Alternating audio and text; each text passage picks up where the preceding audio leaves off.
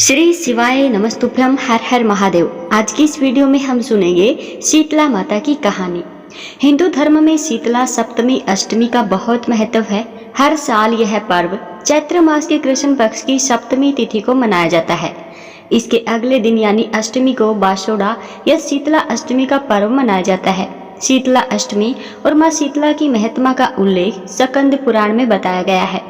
यह दिन देवी शीतला को समर्पित है। अनेक जगहों पर यह पर्व सप्तमी को ही मनाया जाता है।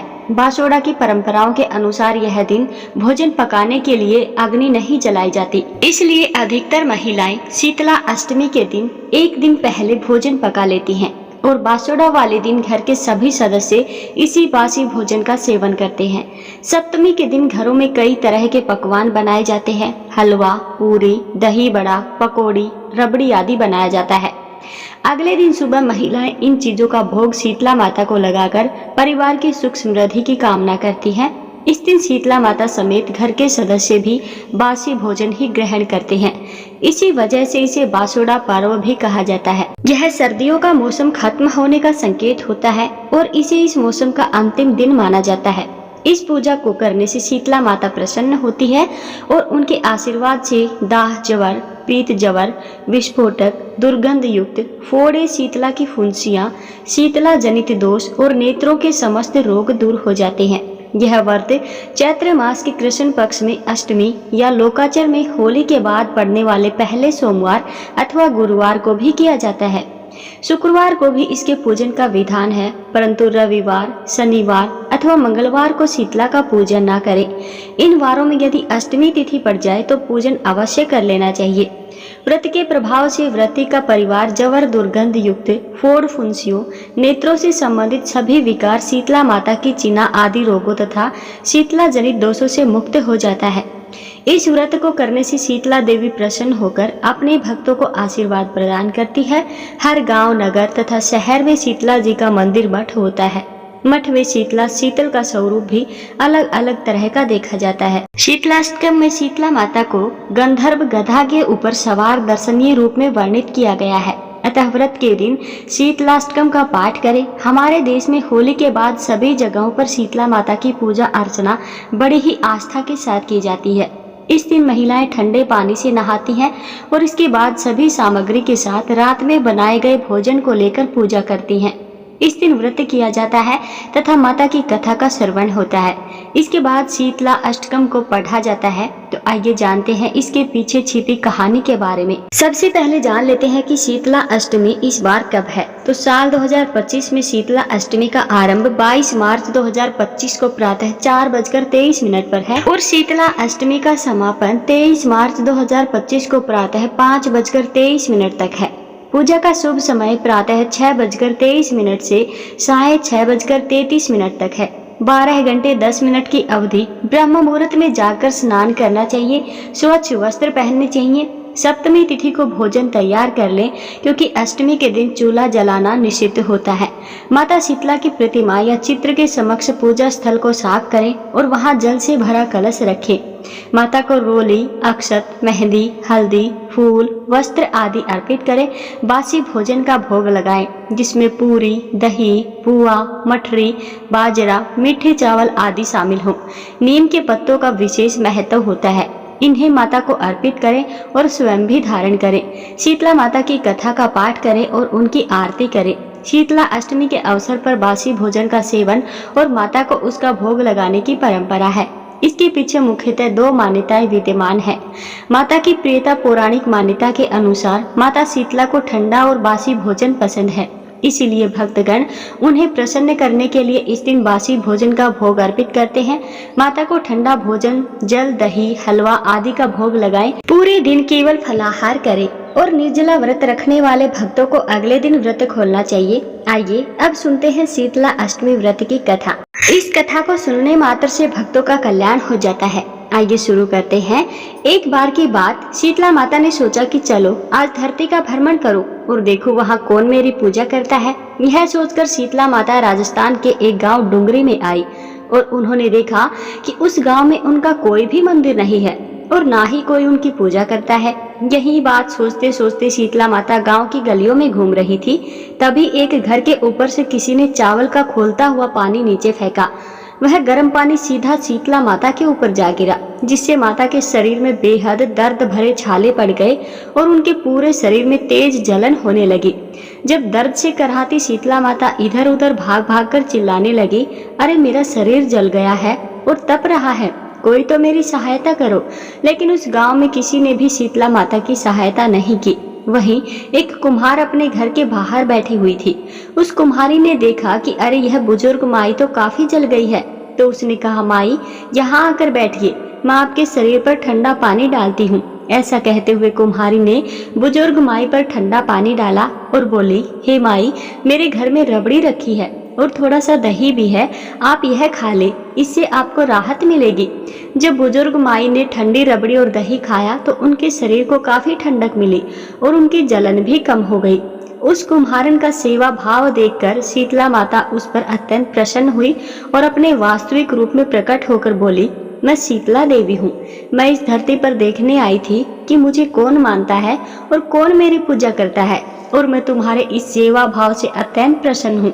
तब उस कुम्हार ने हाथ जोड़कर कहा, हे माँ, मेरे घर में तो दरिद्रता बिखरी हुई है, ना तो चौकी है, ना बैठने का कोई आसन है। हे माते, मैं आपको कहाँ बैठाऊं? यह सुनकर शीतला माता उस कुम्हारिन के घर के बाहर खड़े गधे पर बैठ गई और माँ ने एक हाथ में झाड़ू और दूसरे हाथ में डलिया लेकर उस कुम्हारन के घर की संपूर्ण दरिद्रता को झाड़ करके उस डलिया में भरकर फेंक दिया। फिर शीतला माता ने उस कुम्हारिन से कहा, मैं तेरी सच्ची भक्ति से अत्यंत प्रसन्न हूँ, मांगो, तुम्हें क्या वरदान चाहिए? तो कुम्हारी ने विनम्रता भाव से कहा, हे माता, मेरी इच्छा है आप इसी डुंगरी गांव में स्थापित होकर यही निवास करें, और जिस प्रकार आपने मेरी निर्धनता को अपनी झाड़ू से साफ कर दिया है, वैसे ही जो भी भक्त होली के बाद की अष्टमी को भक्ति भाव से आपकी पूजा करे, आपको ठंडा जल, दही व बासी भोजन का भोग लगाए, उसके घर की दरिद्रता आप दूर करना एवं आपकी पूजा अर्चना करने वाली स्त्रियों की गोद हमेशा भरी रखना, उनकी संतानों को निरोगी एवं सुखी जीवन का आशीर्वाद देना। तब शीतला माता ने तथास्तु कहते हुए कुम्हारिन की इच्छा पूर्ण की। मान्यताओं के अनुसार उसी दिन से डुंगरी गांव में शीतला माता सदा सदा के लिए विराजमान हो गई और इसके बाद से वह गांव सील की डुंगरी नाम से ही जाना जाने लगा। भक्तों, यह थी शीतला माता की कथा। आप शीतला माता की पूजा के समय इस कथा को अवश्य सुने। आपके समस्त कष्टों, रोगों एवं निर्धनता रूपी असुर का संहार कर माँ शीतला आपका कल्याण करेगी। इसी विश्वास के साथ आइए सब साथ मिलकर बोलते हैं, जय शीतला माता। अब सुनते हैं शीतला माता की दूसरी कथा। एक बार राजा के इकलौते पुत्र को शीतला यानी चेचक निकली थी। उसी के राज्य में एक काछी पुत्र को भी शीतला निकली हुई थी। काछी परिवार बहुत ही गरीब था, पर वह भगवती माँ का उपासक था। वह धार्मिक दृष्टि से जरूरी समझे जाने वाले सभी नियमों को बीमारी के दौरान भी भली भांति निभाता रहा। घर में साफ सफाई का विशेष ख्याल रखा जाता था। नियम से भगवती की पूजा होती थी। नमक खाने पर पाबंदी थी। सब्जी में ना तो छोंक लगता था और ना कोई वस्तु नीत ली जाती थी। गर्म वस्तु ना वह स्वयं खाता था और ना शीतला वाले लड़के को देता था। ऐसा करने से उसका पुत्र शीघ्र ही ठीक हो गया। उधर जब से राजा के लड़के को चेचक का प्रकोप हुआ था, तब से उसने भगवती के मंडप में सतचंडी का पाठ शुरू करवा रखा था। रोज हवन व बलिदान होते थे। राज पुरोहित भी सदा भगवती के पूजन में निर्मग्न रहते। राजमहल में रोज कड़ाही चढ़ती, विविध प्रकार के गर्म स्वादिष्ट भोजन बनते, सब्जी के साथ कई प्रकार के मांस भी पकते थे। इसका परिणाम यह होता कि उन लजीज भोजन की गंध से राजकुमार का मन मचल उठता। वह भोजन के लिए जिद करता, एक तो राजपुत्र और दूसरा इकलौता। इस कारण उसकी अनुचित जिद भी पूरी कर दी जाती। इस पर शीतला का कोप घटने के बजाय बढ़ने लगा। शीतला के साथ साथ उसके बड़े बड़े फोड़े भी निकलने लगे, जिनमें खुजली व जलन अधिक होती थी।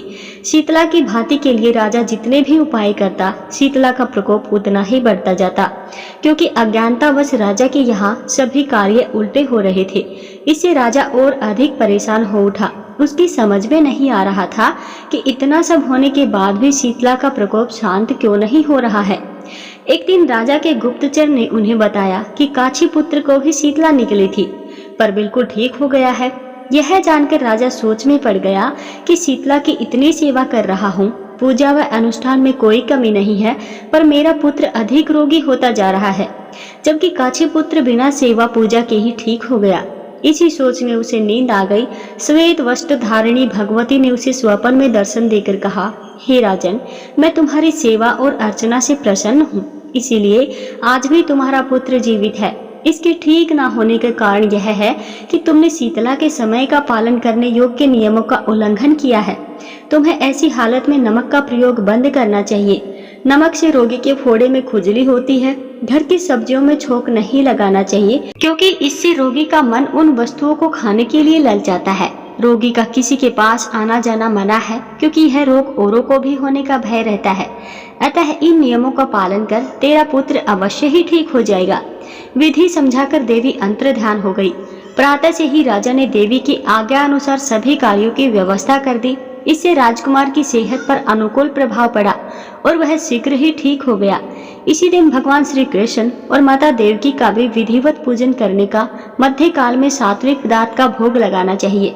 ऐसा करने से पुण्य ही नहीं मिलता, बल्कि समस्त दुखों का निवारण भी होता है। आइए अब सुनते हैं शीतला अष्टमी पर शीतला माता की पौराणिक कथा। पूजन के बाद आइए अवश्य सुनना चाहिए।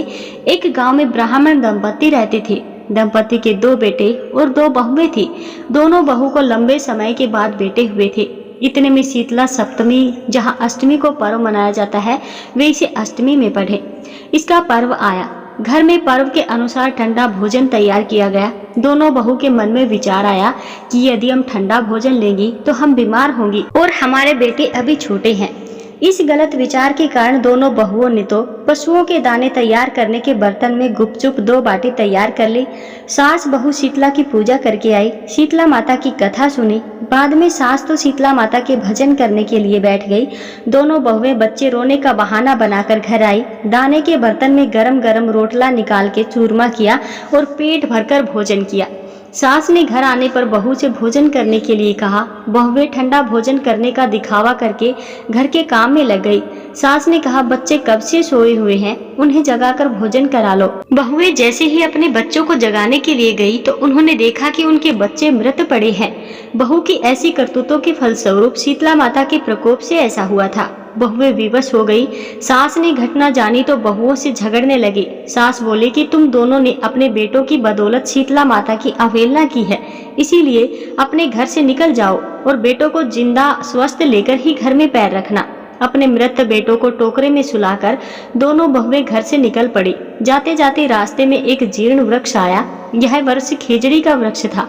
इसके नीचे ओरी शीतला दोनों बहनें बैठी हुई थी। दोनों के बालों में विपुल प्रमाण से जुएं पड़ी हुई थी। बहू ने थकान का अनुभव भी किया था।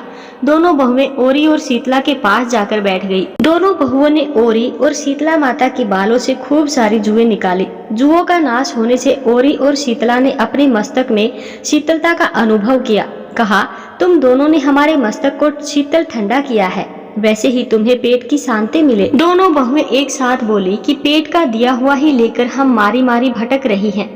शीतला माता ने कहा कि तुम दोनों पापिनी हो, दुष्ट हो, दुराचार हो, तुम्हारा तो मुंह देखने भी योग्य नहीं है। शीतला सप्तमी के दिन ठंडा भोजन करने के बदले तुम दोनों ने गर्म भोजन कर लिया था। यह सुनते ही बहू ने शीतला माताजी को पहचान लिया। देवरानी जेठानी ने दोनों माताओं को वंदन किया। गिड़गिड़ाते हुए कहा कि माँ, हम तो भोली भाली हैं, अनजाने में गर्म खाना खा लिया था। आपके प्रभाव को हम जानती नहीं थी। अब आप हम दोनों को क्षमा करें, पुनः ऐसा दुष्कर्म नहीं होगा। शीतला माता ने मृतक बालकों को जीवित कर दिया। बहुएं तब बच्चों को लेकर आनंद से पुनः गांव लौट आई। गांव के लोगों ने जाना कि दोनों बहू को शीतला माता के साक्षात दर्शन हुए थे। दोनों का धूमधाम से स्वागत करके गांव में प्रवेश कराया। बहू ने कहा, हम गांव में शीतला माता के मंदिर का निर्माण करवाएंगे। चैत्र महीने में शीतला सप्तमी के दिन मात्र ठंडा खाना ही खाएंगे। शीतला माता ने बहू पर जैसी अपनी दृष्टि की वैसी सब पर करे। श्री शीतला माँ हमें शांति, शीतलता तथा आरोग्य दे। शीतले तव जगन माता, शीतले तव जगत पिता, शीतले तवन जगत धात्री, शीतला नमो नमः। बोलो श्री शीतला माता की जय।